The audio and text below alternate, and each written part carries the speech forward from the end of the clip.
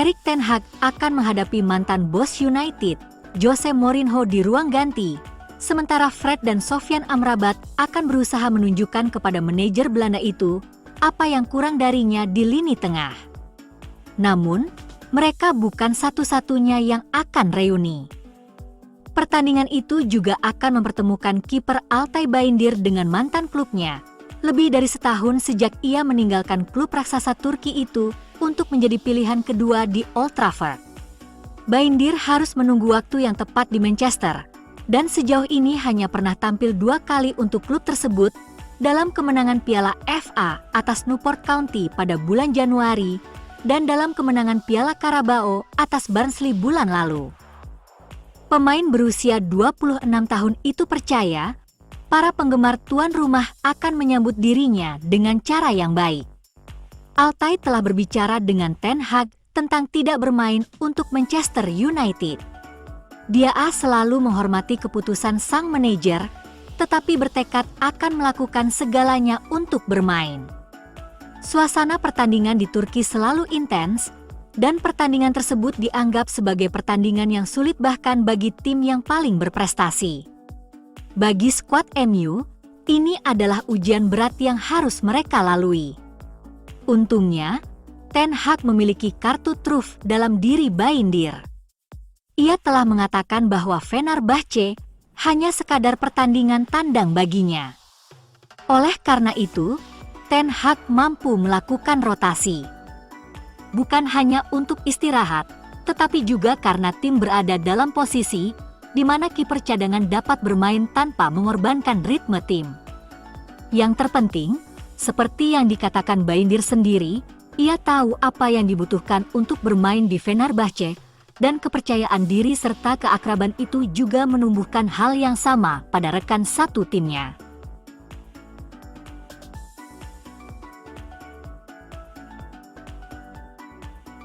Fenerbahce bermain imbang 2-2 dengan Samsunspor pada hari Minggu, meskipun sempat unggul 2 kali dalam hasil yang mengecewakan bagi klub tersebut menjelang pertandingan Liga Eropa melawan Manchester United pada Kamis malam.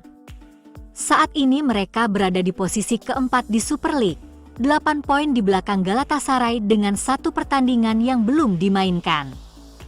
Tampaknya ada beberapa hal yang mengganggu di balik layar, dan Mourinho bisa jadi akan menjadi sasaran. Ia bahkan sekarang dikritik keras Volkan Demirel, legenda Fenerbahce yang merupakan penjaga gawang klub tersebut dari tahun 2002 hingga 2019.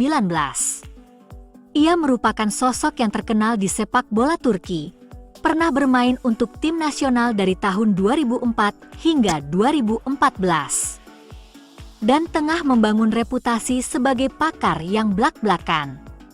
Demirel berbicara tentang rasa frustrasi di Fener dengan pesimisme yang berkembang yang dibagikan oleh para pemain dan pendukung. Demirel mewakili suara fans yang berharap dari Jose Mourinho, dari transfer yang dilakukan, perubahan setelah jeda internasional, tetapi tidak ada yang berubah saat ini. Demirel belum melihat adanya perubahan dalam desain permainan pertandingan yang dimainkan di kandang dan tandang, preferensi pemain terhadap tim yang dimainkan, atau metode yang direncanakan menurut lawan. Sama sekali tidak ada tanda-tanda bahwa pekerjaan Mourinho akan terancam, tetapi ada kekecewaan yang jelas dengan awal musim ini. Mengingat begitu banyak hal yang diharapkan. Pertandingan hari Kamis melawan Manchester United memberikan kesempatan yang sempurna untuk membalikan semua itu, dan Jose Mourinho akan berada dalam elemennya jika timnya berhasil melakukannya.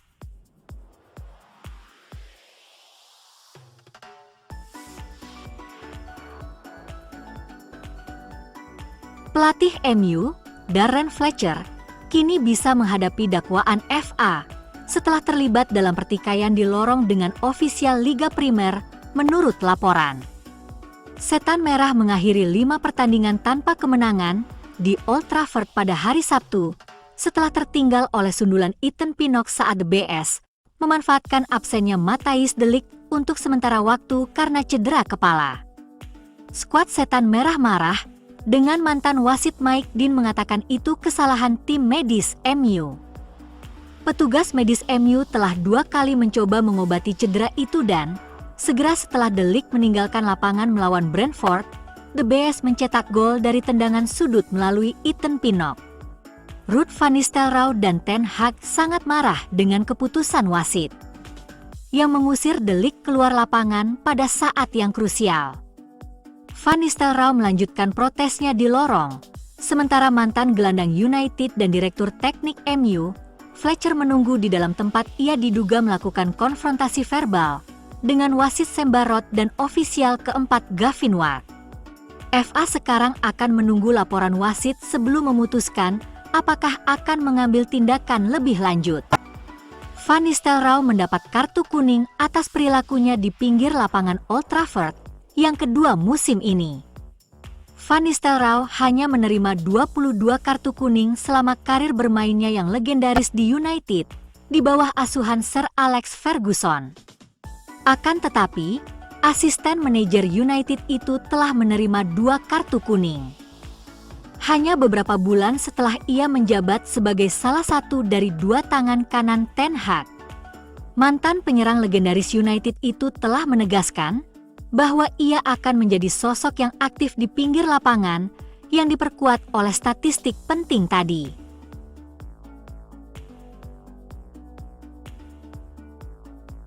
Marcus Rashford mendapat sorotan tajam pasca laga Brentford. Winger Inggris tampil gemilang saat menguasai bola maupun tidak menguasai bola, dan melanjutkan tren positif yang menunjukkan bahwa performanya musim ini meningkat. Umpannya untuk tendangan voli Garnacho sangat luar biasa, dan umpan silang yang sama mengarah ke pemain sayap lainnya di babak pertama.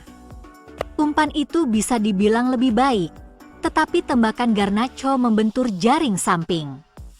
Baik dari posisi regulernya di kanan atau muncul di kiri, Rashford bermain langsung dan agresif dalam berlari. Ia memenangkan tendangan sudut dengan berlari melewati Sepp van den Berg dan melepaskan umpan silang rendah yang berbahaya ke kotak penalti.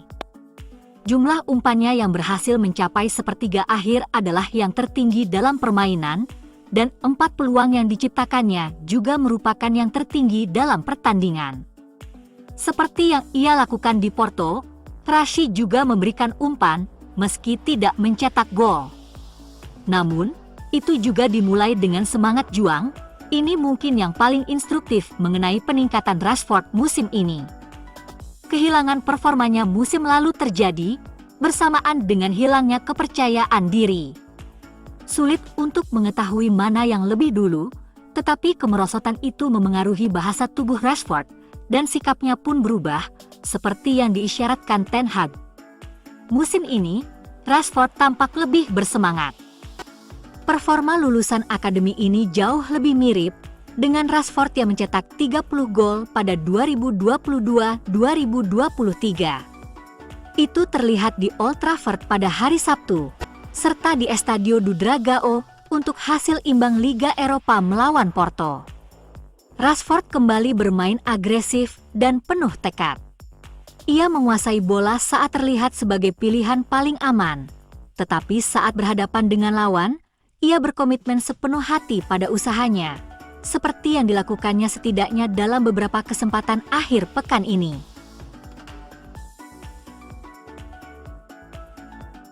Bermain dengan mentalitas seperti itu membuat perbedaan, dan Rashford saat ini sangat berbeda dari yang kita lihat musim lalu. Pemain itu tampak ragu dalam pertandingan, dan tidak yakin dengan apa yang sudah menjadi bawaannya setahun sebelumnya. Sekarang, ia berkontribusi saat menguasai bola dan tidak menguasai bola. Ia menekan dengan baik saat melawan Brentford, bergerak mundur dengan tekun, dan melakukan semuanya dari posisi di sisi kanan 3 penyerang. Rashford lebih suka bermain di sisi kiri, tetapi ia juga berkontribusi di sisi yang berlawanan, dan saat ia melakukannya, biasanya itu pertanda bahwa ia merasa senang dengan permainannya. Angka-angka mendukung hal itu. Ia berhasil menyumbang 13 gol dari 43 penampilan musim lalu. Dengan 0,38 gol atau assist per 90 menit. Musim ini, Ia telah mencetak 7 gol atau assist dengan rasio 0,75 per 90 menit. Statistik itu cukup menggambarkan kombinasi terbaik United dalam hal penyerangan. Milik Garnacho adalah 1,01 yang mengesankan musim ini, dan Højlund adalah 0,73 dari sampel kecil hanya 248 menit. Ten Hag telah merotasi penyerangannya, tetapi Rashford, Garnacho, dan Højlund tampak sebagai kombinasi paling berbahaya bagi tim yang membutuhkan pasokan gol secara teratur. Ahmad, Anthony, dan Joshua Zirkzee harus bekerja keras untuk memecah mereka.